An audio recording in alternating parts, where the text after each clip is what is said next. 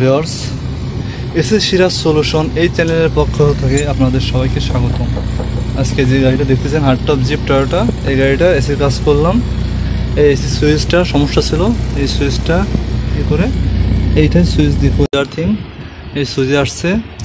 এই সুইচটার মাধ্যমে আমি আর্থিং পাস করতে চাই।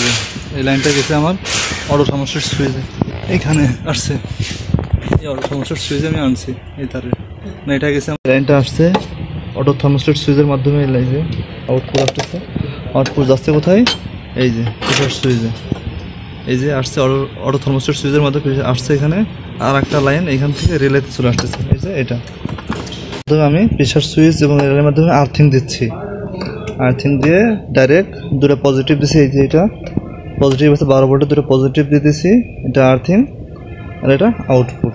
সুইচটা করে দিচ্ছি, এই যে এটা সুইচ বলে লাইন এটা আছে অটো থার্মোস্ট্যাট সুইচ, এটা লাইনটা সুন্দরভাবে করে দিচ্ছি, ঠান্ডাও সুন্দর হচ্ছে। আসসালামু আলাইকুম।